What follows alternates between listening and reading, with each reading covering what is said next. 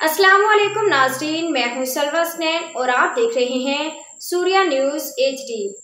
आइए नजर डालते हैं आज की अहम खबरों पर।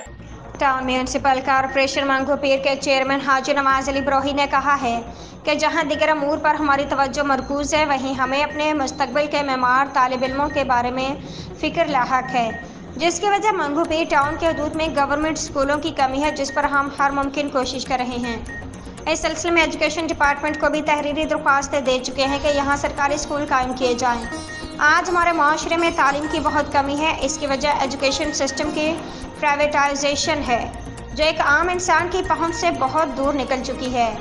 हम अपनी हदूद में जो सरकारी स्कूल्स मौजूद हैं, उनमें वो तमाम तर सहूलियात फराहम करना चाहते हैं, जो एक इंग्लिश मीडियम स्कूल में मुयस्सर है, जिस पर शब रोज़ कोशा हैं।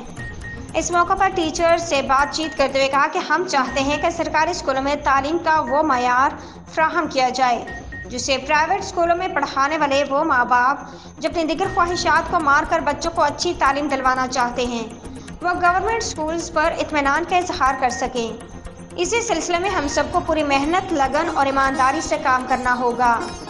इन ख्यालात का इजहार उन्होंने सरजानी 5D में मौजूद सरकारी स्कूल में मुफ्त कोर्स तकसीम करते हुए किया। इस मौका पर उनके हमरा vice chairman Rana Arif, director education school Kamla भी मौजूद थे। आज के लिए इतना ही। मज़ीद खबरों और अपडेट्स के लिए देखते रहिए सूर्या न्यूज़ HD।